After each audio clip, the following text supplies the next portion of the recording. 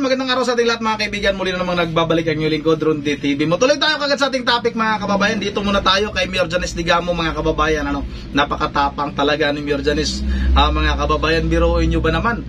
Pumunta ito ng Bayawan mga kababayan. Sa Bayawan kung saan yan ang lugar ni Arnie Teves mga kababayan. Yung TTG leader na si Arnie Teves ay taga Bayawan mga kababayan At yung mayor dyan sa Bayawan naman ay Teves din mga kababayan si John Jack T. Yung T pala mga kababayan ay Teves Raymond. Yun ang mayor dyan. At nandyan nga si Mayor Janice Digamo para nga magbigay ng kanyang talumpati mga kababayan.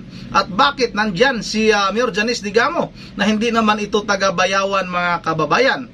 Baka sa susunod na eleksyon ay ito na nga yung papalit kay Congressman Arnie Teves mga kababayan. Talaga sigurado tayo nito na pag nakita ito at napanood ito ni Arnie Teves mga kababayan ay maghihimutok ang botse ni Arnie Teves. Bakit pumasok ka dyan sa sa teritoryo ko? Hindi ka taga Bayawan taga Pamplona ka, bakit nandiyan ka? May bala ka bang kunin mo yung aking distrito?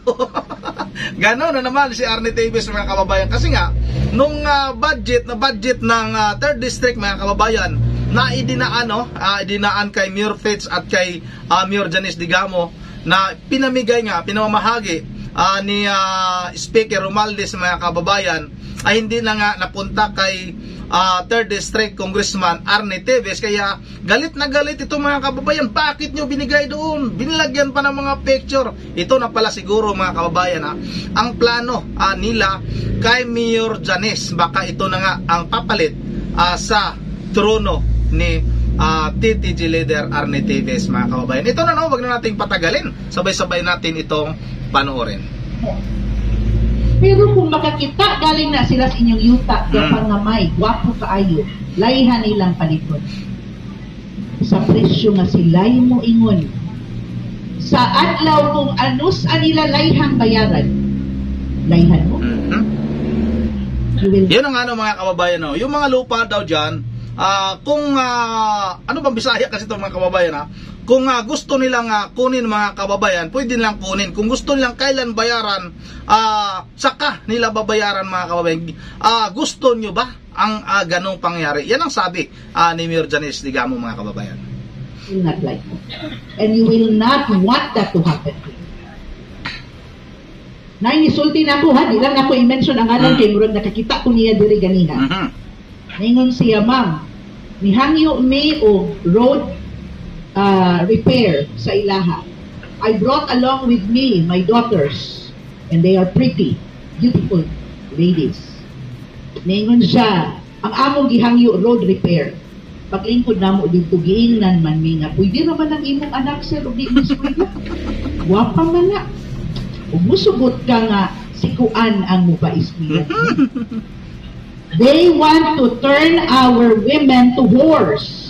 Yan ang sabi ni Mayor Janice Digamo. Mayroon daw isa na pumunta dyan at nakiusap nga na i-repair yung kalsada nila kasama yung napakagandang anak nung isa nga sa binabanggit ni Mayor Janice mga kababayan. At sabi daw nung di na sinabi kung sino yung nagsabi siyempre nasa kampo yan ni Arnie Teves mga kababayan. Sinabi daw na gwapa, maganda yung anak mo pwede nang di mag-aaral yan.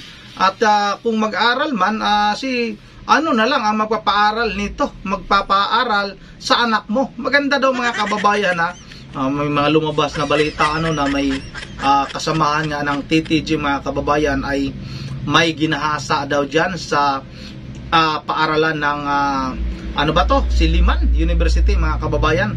Yun ang sabi ni Atty. Baligod. Talagang lumalabas na dahan-dahan mga kababayan yung pagka-demonyo ng mga ito. Layhan silang gamong puta atong mga anak. Layhan ta? Dili ta. Dili ta layhanan. And is that not worth fighting for? Diba na angay barugan? These are things we have to fight for. Because these are the wrong things. Sayop man yung mga butangan. Ako, kabalo yun doon mo. Makabalo mo. Pag-click din mo dito sa internet, kung ay mga bayi nga naghupo, Hinay-hinay og tamtam ng bra, makita ng mga...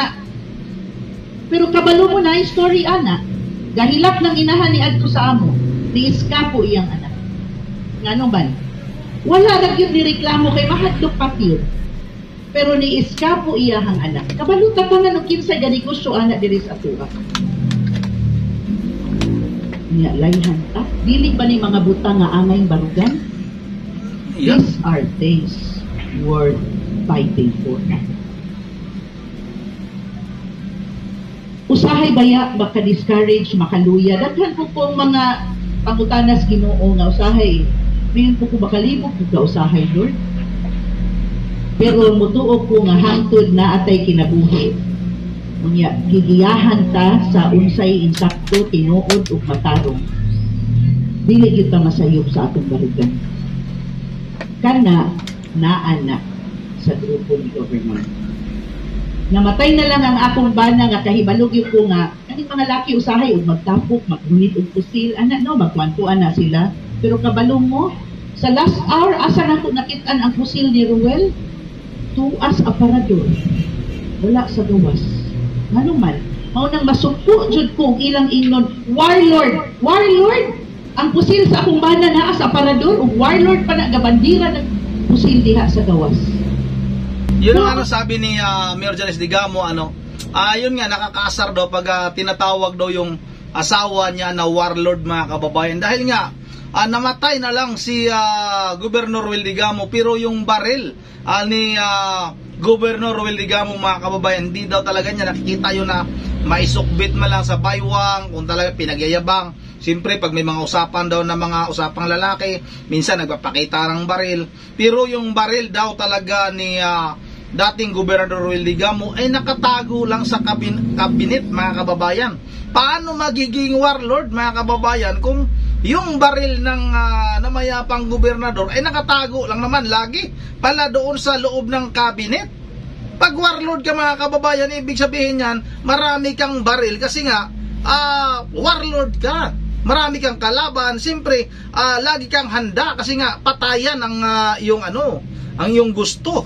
May katulad ng mga nasa mga pelikula, mga kababayan, na may baril na sa ilalim ng kung saan-saan sinisiksik yung baril. Pero sabi nga ni Mayor Janice Digamo, mga kababayan, namatay na lang si Gobernador Ruel Digamo, pero yung baril ni Gobernador ay nasa loob ng kabinet lang lagi nakatago, mga kababayan.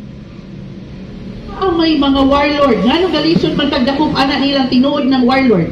Yun, tama yun. Mao nang kinahanglan, we have to remove them from power. You don't have to give them power.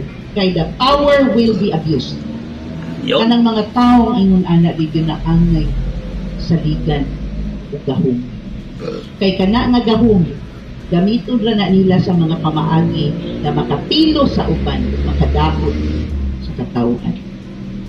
Mao nang karon na timing mangyud nga naapoy mga appointment. Yan ang mga kababayan, yan yung talumpati ni Mayor Janice Digamo sa Bayawan, mga kababayan. Hindi natin alam kung bahay lang ito.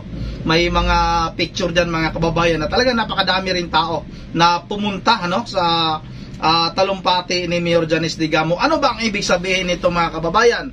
Bakit nandyan si Mayor Janice nga sa Bayawan na teritoryo ni Arnie Tevez? Galit na galit si Arnie Tevez, mga kababayan. Sigurado tayo pag abangan natin, wala pa siyang simula nung nag-birthday itong si TTG leader Arnie Tevez, hindi pa ito naglabas ng video, mga kababayan. Wala ring sumagot doon sa sinabi ni Attorney Baligod na yun nga, isa sa mga kasamahan o membro ng Tevez Terrorist Group, mga kababayan, ay may ginasa dyan sa Siliman University, mga kababayan. Tama ba ako? Yun, yung eskwelahan na yun, isang estudyante yun, mga kababayan. Yun ang mga kababayan, napakagandang panoorin ito na nasa Bayawan si Mayor Janice. Ibig sabihin, napakatapang talaga ni Mayor Janice. Yung mayor, ang pagkakalam na natin, yung mayor dyan ay isa ring Tevez, mga kababayan. At yung vice mayor yun din yung sinasabi na nagpahinto, no, sa ginagawang programa ni yung pinatay, mga kababayan, yung pinatay na tatakbo sana na pagkakapitan ngayong darating na eleksyon, no, sa barangay eleksyon, na si Junmar Maoy Varios, mga kababayan. Yung vice mayor dyan, yun ang pumunta doon sa programa na yon, kasi nga nandoon yung tarpaulin ni Mayor Fitz. Yun nga yung tinalakay nga, mga kababayan, naputol, mga kababayan, pasensya na. Yun nga yung tinalakay ni Mayor Fitz Diaz din na best mayor na pinahinto daw yung programa ni Junmar Barrios Maoy, mga kababayan. Yan ang hanggang dito na lang muna at bago tayo magtatapos, baka maputol na naman, mga kababayan, kasi nga napuno na yung ating memory, mga kababayan. Yun, shoutout muna tayo bago tayo magtatapos, baka maghahabol pa tayo ng ilang shoutout. Pasensya na at maputol na naman itong ating video, mga kababayan, shoutout tayo kay Angelica, dito tayo sa bandang baba, titingnan lang natin, mga kababayan, baka maputol na naman, kaya Teresita Dakpano, shoutout, Ma'am Joyce ng Japan, kaya Rebecca Garcia Pasita de la Cruz, Manny Gabas, Marley Pasquito, shoutout, kay Simo Oriendo, kay Ronald